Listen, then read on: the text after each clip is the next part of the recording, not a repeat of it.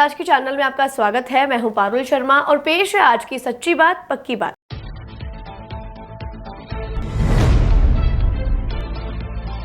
दाधीच समाज ने मनाया दधीमती माता का प्राकट्य उत्सव। माता को अर्पित की गई 56 भोग।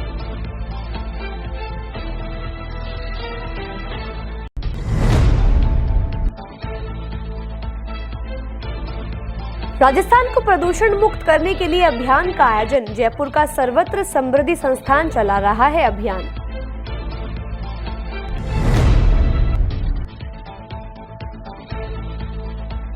नाबालिग लड़की के साथ दुष्कर्म करने वाले आरोपी को पुलिस ने किया गिरफ्तार। आदर्श नगर थाना पुलिस ने की कार्यवाही।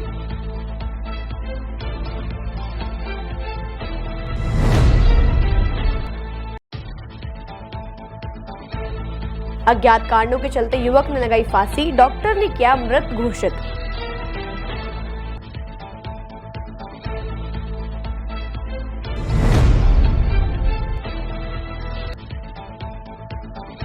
विजयवर्गीय वैश्य महासभा के चुनाव में अनशन पर बैठी महिला।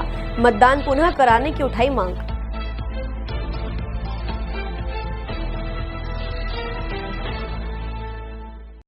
यार, बच्चे के लिए ऐसा स्कूल तलाश रहा हूँ जहाँ बच्चा स्टडी करे और साथ में उसे सभी स्पोर्ट्स फैसिलिटीज भी मिले। अपने बच्चे के लिए सतगुरु इंटरनेशनल स्कूल चुनो। स्टडी के साथ साथ यहाँ इवनिंग में नेशनल लेवल के कोचेज द्वारा swimming, badminton, lawn tennis, table tennis, basketball जैसे स्पोर्ट्स की ट्रेनिंग दी जाती है। अरे वाह! सतगुरु इंटरनेशनल स्कूल, पृथ्वीराज नगर, ऑपोजिट ए ब्लॉक, पंचशील, अजमेर।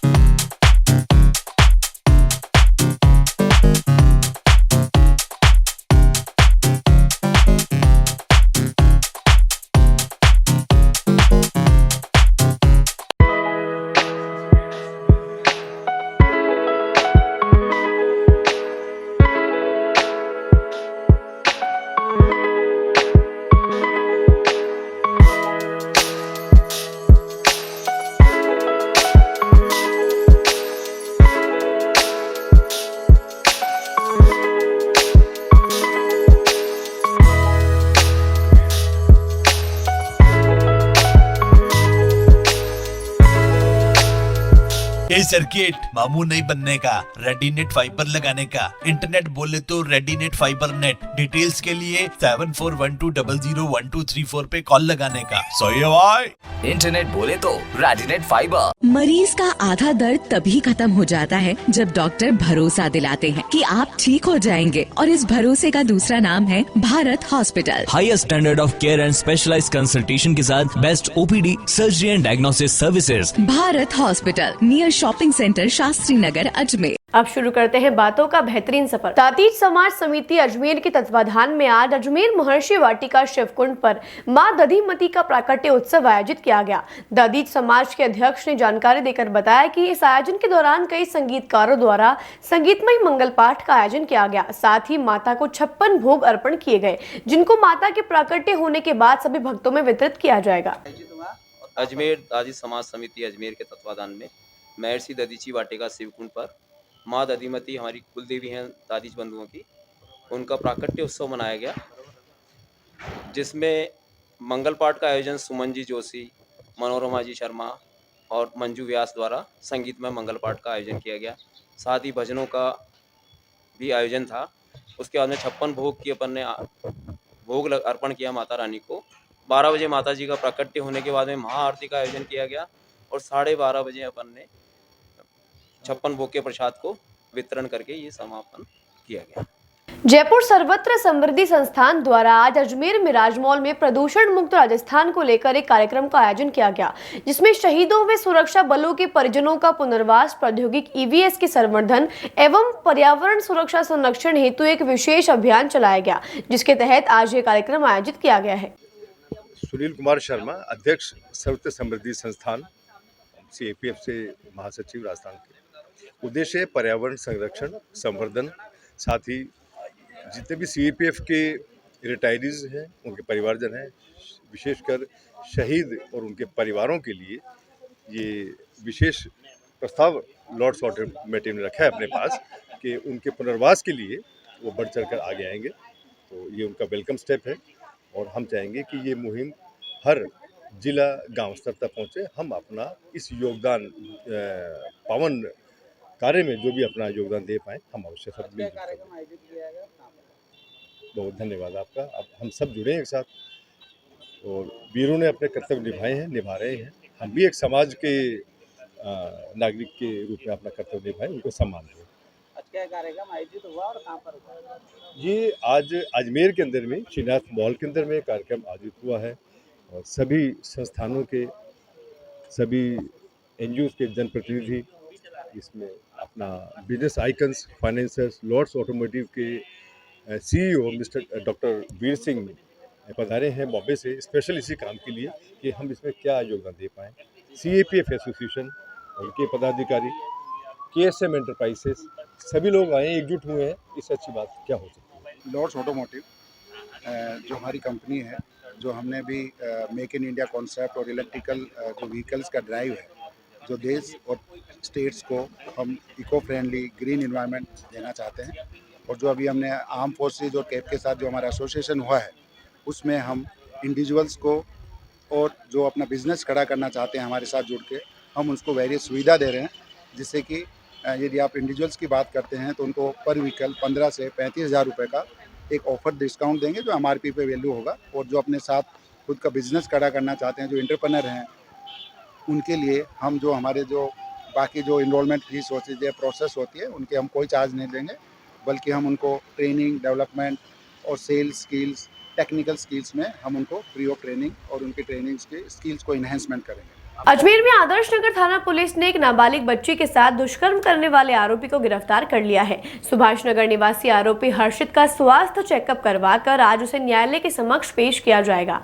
आदर्श नगर थाना पुलिस के अनुसार पीड़िता ने थाने पर उपस्थित होकर एक रिपोर्ट दर्ज करवाई थी, जिसमें बताया गया कि 14 फरवरी को आरोपी ने उसके साथ दुष्कर्म की वारदात को अंजाम दिया था, जिसके बाद आदर्श नगर थाना पुलिस ने पॉक्सो एक्ट में मुकदमा दर्ज कर आरोपी को गिरफ्तार कर लिया है और आगे की कार्यवाही शुरू कर दी है। अजमेर में आदर्श नगर थाना पुलिस ने एक नाबालिग बच्ची के साथ दुष्कर्म करने वाले आरोपी को गिरफ्तार कर लिया है। सुभाष नगर निवासी आरोपी हर्षित का स्वास्थ्य चेकअप करवाकर आज उसे न्यायालय के समक्ष पेश किया जाएगा।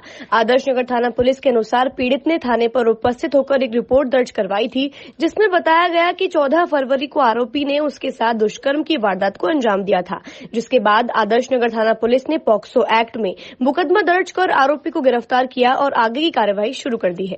आरोपी का नाम हर्षित खेर है, जो सुभाष नगर रहने वाला है, जिसने नाबालिग बच्ची के साथ रेप किया है। इसको आज न्यायालय में पेश किया जाएगा और अभी स्वास्थ्य परीक्षण मेडिकल करवाने के लिए जेल ले जाएगा। हाँ, पीड़िता की शिकायत बच्ची के साथ, नाबालिग बच्ची के साथ रेप किया। कब किया? ये 14 तारीख की। आज कब न्यायालय में पेश किया जाएगा। कोई रिमांड देती? अजमेर में एक व्यक्ति ने अज्ञात कारणों के चलते फांसी का फंदा लगाकर अपनी जीवन लीला समाप्त कर ली। परिवारजन ने तुरंत फंदे पर लटके युवक को जेलन हॉस्पिटल पहुंचाया, जहां डॉक्टर ने जांच के बाद उसे मृत घोषित कर दिया है। गंज थाना पुलिस ने मौके पर पहुंचकर मृतक की बॉडी को जेलन हॉस्पिटल की मोर्चरी में रखवाया और जाँच शुरू कर दी है। जेलन से मेडिकल जुलूस से सूचना करी कि रवि सनो किशनलाल, जो दिनांक 16 को शाम को रात्रि 9-10 के बीच में घर वालों ने बताया कि फांसी खा ली, उसको एडमिट कराया। जब उसको घर वाले यहाँ लेके आए, उसको मृत घोषित कर दिया। जी, क्या कारण है? ये जांच का विषय है। अज्ञात कारणों से अज्ञात कारणों से है भी जांच का विषय है, जांच की जाएगी। क्या करते हैं आप? कौन करते क्या? मृतक अभी प्राइवेट काम करता था, मजदूरी काम करता था। क्या उम्र होगी? उम्र उसे 30 साल की। शादीशुदा है, 2 बच्चे हैं। कहाँ रहता है? ये दोराई का रहने वाला है। अखिल भारतीय विजय वर्गीय वैश्य महासभा द्वारा चुनाव के दौरान किए गए उल्लंघन को लेकर आज महिला प्रत्याशी शुभांगी विजय वर्गीय ने अनशन पर बैठकर विरोध जताया और पूर्ण मतदान एवं मतगणना को दोबारा करने की मांग रखी है। महिला प्रत्याशी शुभांगी ने जानकारी देकर बताया कि चुनाव में खुलेआम आदर्श चुनाव का उल्लंघन किया जा रहा है। शुभांगी ने वैश्य महासभा चुनाव में धांधली का आरोप लगाते हुए चुनाव के दौरान जयपुर सेंटर पर जाकर निरीक्षण भी किया।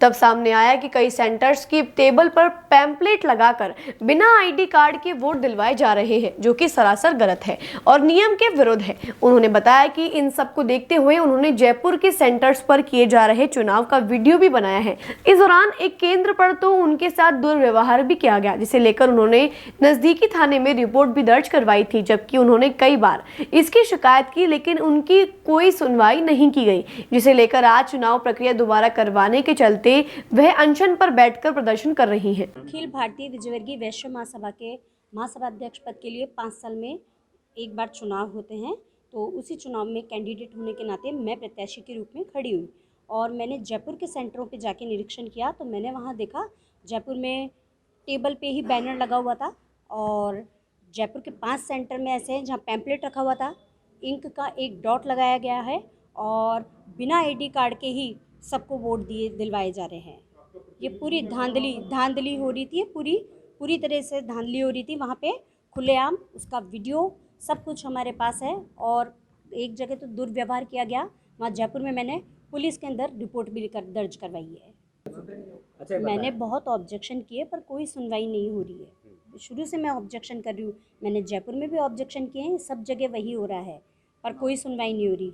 अब आप क्या चाहते हैं?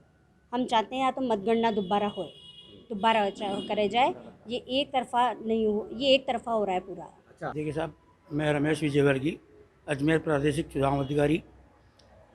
धांधली का आरोप तो हर कोई भी लगा सकता है, आम बात है।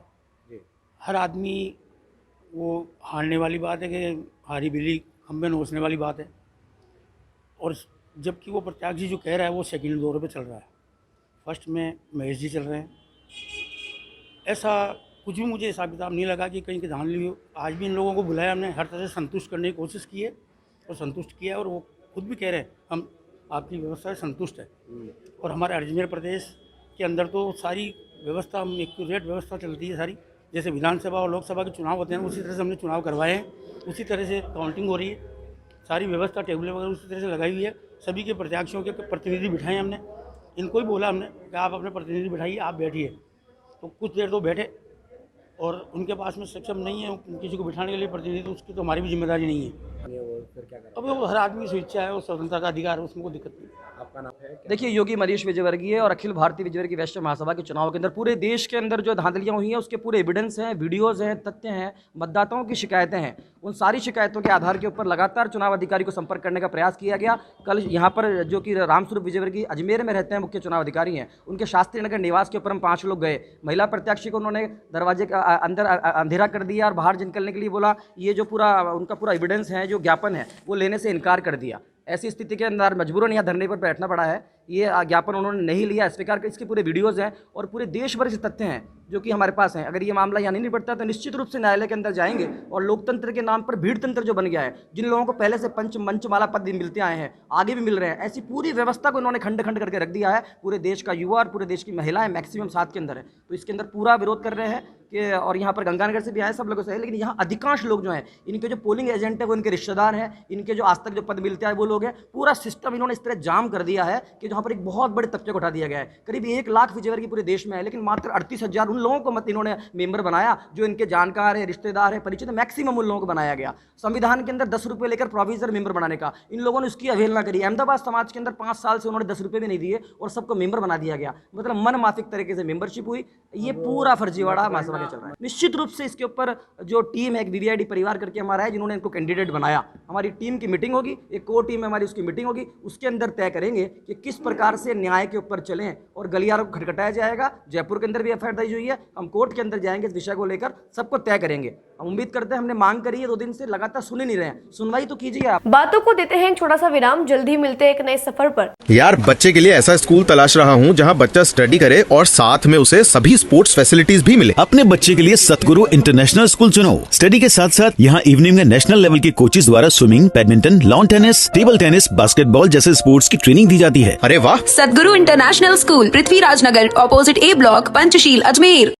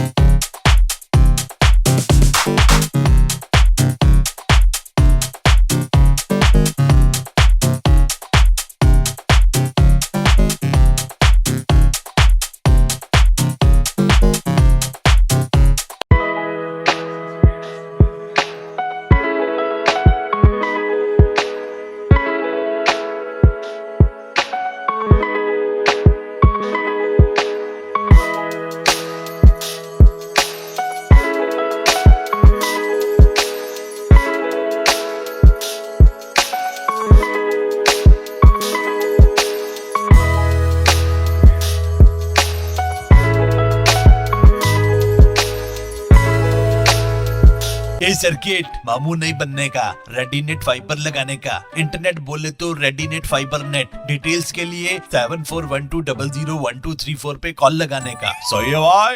इंटरनेट बोले तो रेडीनेट फाइबर। मरीज का आधा दर्द तभी खत्म हो जाता है जब डॉक्टर भरोसा दिलाते हैं कि आप ठीक हो जाएंगे, और इस भरोसे का दूसरा नाम है Bharat Hospital. Highest standard of care and specialised consultation के साथ best OPD, surgery and diagnosis services. Bharat Hospital, near shopping centre, Shastri Nagar, Ajmer. एक बार फिर आपका स्वागत है। आइए चलते हैं एक नए सफर पर। पश्चिम बंगाल से लापता हुए एक व्यक्ति को अलवर गेट थाना पुलिस ने ढूंढकर परिजनों को सौंप दिया है। आपको बता दें कि अलवर गेट थाना पुलिस को सूचना मिली कि एक व्यक्ति मदार रेलवे स्टेशन पर अज्ञात स्थिति में घूम रहा है और अपना नाम पता भी सही तरीके से नहीं बता पा रहा है, साथ ही उसकी भाषा भी हिंदी नहीं है। सूचना मिलने पर थाने की टीम द्वारा मौके पर पहुंचकर उक्त व्यक्ति से पूछताछ की गई तो उसने कोई जवाब नहीं दिया और काफी डरा सहमा महसूस कर रहा था। पुलिस द्वारा व्यक्ति से काफी देर पूछताछ करने के बाद उसने अपना नाम विपुल बताया, लेकिन पता पूछने पर कुछ स्पष्ट जवाब नहीं दे सका। बताया जा रहा है कि उक्त व्यक्ति दिमागी रूप से पूर्णतः स्वस्थ नहीं है। इस दौरान जब उसकी तलाशी ली गई तो उसके जेब से एक फटा पुराना नोट निकला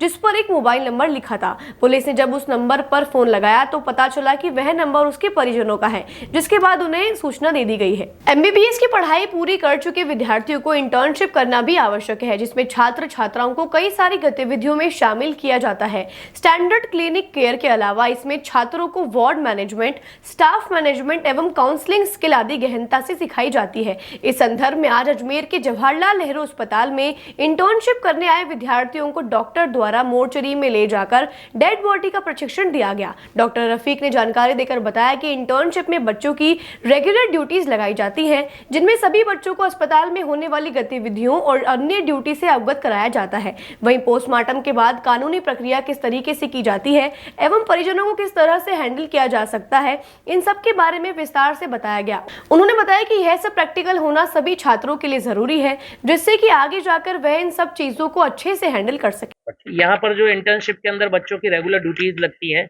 बच्चों की पोस्टिंग लगती है, वहाँ पर बच्चों को यहाँ पर जो प्रोसीजर होता है उस प्रक्रिया के बारे में बताया जाता है कि क्या कानूनी प्रक्रिया होती है, कौन कौन से कागज मिलते हैं, अपन को किस तरह से पोस्टमार्टम करना होता है, क्या क्या प्रोसीजर फॉलो किए जाते हैं उसके अंदर, उसके बारे में सारे जो स्टूडेंट आते हैं उनको सूचना दी जाती है इसके बारे में। उनकी रेगुलर क्लासेस लगती हैं, ये उन्हों के प्रैक्टिकल के लिए भी ज़रूरी है और आगे उन्हों को अगर वो इस फील्ड में आगे जाना चाहेंगे तो उसके लिए भी ज़रूरी है। हाँ, पुलिस इन्वेस्टिगेशन जो भी हमारे पास MLC केसेस होते हैं उसके बारे में यहाँ पर उसका एक आधा हिस्सा है पोस्टमार्टम वाला पार्ट, आज उसके बारे में बताया गया है कि पुलिस से कैसे कैसे कागज होते हैं, अपन को परिजनों से कैसे डील करना होता है, बॉडी हैंडलिंग कैसे करनी होती है और क्या क्या प्रोसीजर फॉलो किए जाते हैं पोस्टमार्टम के दौरान, क्या क्या हमें सावधानियां बरतनी होती है, उन सब के बारे में बताया जा रहा है। कब तक रिपोर्ट आती है पोस्टमार्टम? पोस्टमार्टम रिपोर्ट तो विदिन 24 आवर तैयार हो जाती है जी। तो इसमें क्या कितने बच्चे शामिल थे आज?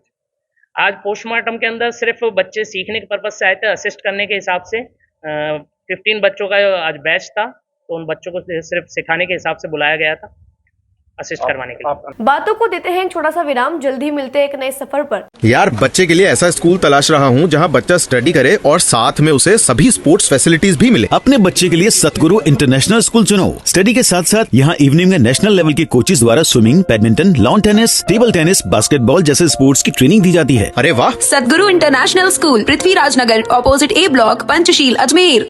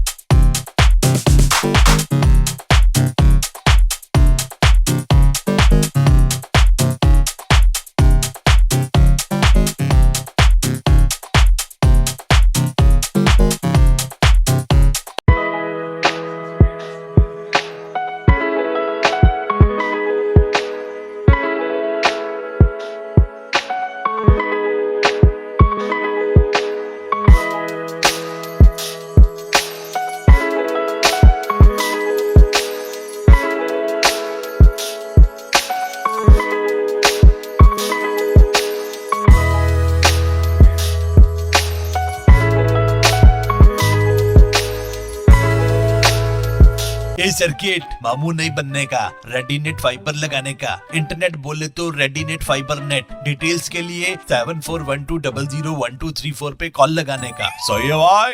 इंटरनेट बोले तो रेडीनेट फाइबर। मरीज का आधा दर्द तभी खत्म हो जाता है जब डॉक्टर भरोसा दिलाते हैं कि आप ठीक हो जाएंगे, और इस भरोसे का दूसरा नाम है Bharat Hospital. Highest standard of care and specialised consultation के साथ best OPD, surgery and diagnosis services. Bharat Hospital, near shopping centre, Shastri Nagar, Ajmer. एक बार फिर आपका स्वागत है। आइए चलते हैं एक नए सफर पर। राज्य सरकार द्वारा वित्तीय वर्ष 2024-25 के लिए मदिरा दुकान नवीनीकरण किया जा रहा है, जिसके लिए नवीनीकरण 9 फरवरी से प्रारंभ किए जा चुके हैं, जिसकी अंतिम तिथि 23 फरवरी तक है, जिसमें 16 फरवरी तक 160 दुकानों का नवीनीकरण किया जा चुका है। राज्य सरकार द्वारा वित्तीय वर्ष 2024-25 के लिए आबकारी बंद नीति घोषित की गई है, जिसके तहत वित्तीय वर्ष 2023-24 हेतु संचालित मदिरा दुकानों का ही वित्तीय वर्ष 2024-25 हेतु मदिरा दुकान नवीनीकरण रिन्यूअल का विकल्प दिया गया है, और जिसके तहत रिन्यूअल दिनांक 9 फरवरी से प्रारंभ किए गए हैं और उसकी अंतिम दिनांक 23 फरवरी है। और कल दिनांक तक लगभग 160 मदिरा दुकानों का रिन्यूअल किया जा चुका है। अनुग्रहधारियों में रिन्यूअल के प्रति भारी उत्साह है। राज्य सरकार द्वारा इस वर्ष अनुग्रहधारियों की जो भी समस्याएं थी उनका समाधान इस पॉलिसी में किया गया है, उनको काफ़ी रियायत प्रदान की गई। इसमें कोई नए प्रावधान तो देसी और आरएमएल में जो डीएसएम का राइडर होता है उसमें छूट प्रदान की गई है। व्यक्ति आरएमएल की जगह देसी उठा सकता है, उसके लिए उसको 27 रुपये प्रति पेटी शुल्क देना होगा। इसी तरह जीएसएम देसी मदिरा की जगह वो प्राइवेट देसी मदिरा भी उठा सकता है, उसके लिए उसको 27 रुपये का शुल्क प्रति पेटी देना होगा। हाँ, जो भी मदिरा दुकान पात्र हैं वो रिन्यू हो जाएंगे। पुष्कर के कस्बे में राजकीय उच्च बालिका माध्यमिक विद्यालय में 7 दिवसीय राष्ट्रीय सेवा योजना शिविर के तहत विभिन्न गतिविधियां आयोजित हो रही हैं। आज शाला प्रांगण में कानून विशेषज्ञों ने छात्राओं को महत्वपूर्ण विधिक जानकारी प्रदान की। जिला विधिक सेवा प्राधिकरण के दीपक ठाकुर, पूजा दाइमा और कामिनी गुप्ता ने छात्राओं को उनके कानूनी अधिकारों की जानकारी दी। प्राचार्य शालू ने बताया कि अतिथियों ने छात्राओं को बताया कि जीवन में किस प्रकार वे अपने साथ होने वाले दुर्व्यवहार के खिलाफ आवाज बुलंद कर सकती हैं और किस तरह भविष्य में खुद को एक सशक्त नारी बना सकती हैं। आज दिनांक 17 फरवरी को राजकीय बालिका उच्च माध्यमिक विद्यालय के प्रांगण के अंदर एनएसएस के 7 दिवसीय विशेष शिविर के दौरान विद्यार्थियों की विधिक जागरूकता बढ़ाने हेतु हमने कुछ आगंतुकों को आमंत्रित किया था, जिसमें विधिक सेवा से जुड़े हुए जो अधिकारी हैं दीपक ठाकुर जी जिला विधिक सेवा प्राधिकरण से उपस्थित हुए हैं, और पूजा दाइमा और कामिनी गुप्ता दोनों काउंसलर हैं, जिन्होंने विधिक जानकारी बच्चों को दे करके उन्हें एक आगामी भविष्य के लिए सशक्त नारी बनने के लिए बहुत सारी जानकारियां दी है, ताकि वो अपना भविष्य संवार सकें। और अगर उनके साथ किसी भी तरह का दुर्व्यवहार होता है तो वो कैसे अपने उस समस्या को से निजात पा सकती हैं, इसके बारे में बहुत ही गहन जानकारी दी है, जिससे कि छात्राएं निश्चित रूप से लाभान्वित होंगी। जी, ये गर्ल्स स्कूल पुष्कर के अंदर अभी एनएसएस कैंप चल रहा है, जिसके अंदर हमें बुलाया गया था, और वैसे तो हम पहले भी एक बार आ चुके हैं।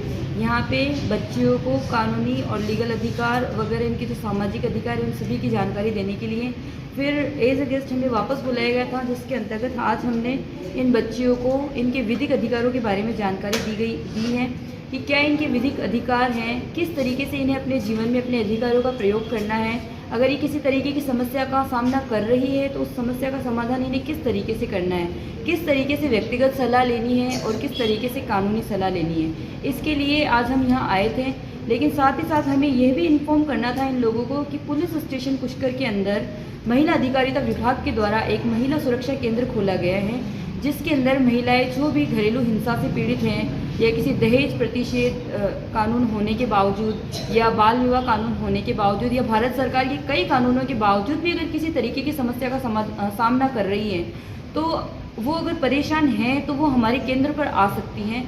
और केंद्र पर आने के बाद उनका एक प्रोसेस होगा कि उन्हें अपनी तरफ से एक एप्लीकेशन लिखनी पड़ेगी। उस एप्लीकेशन में उन्हें अपना नाम, पता और कई सारी जो भी उनकी जानकारी है, जो भी समस्या है, उसको अंकित करने के बाद में वो एप्लीकेशन हमें देनी होगी। वहाँ पे हम 2 तरीके के कार्यकर्ता बैठते हैं, जिसमें एक लीगल एडवाइज़र होता है जिसे विधि काउंसलर कहते हैं और एक सामाजिक कार्यकर्ता होती है जो उन्हें समाज की जानकारी देती है।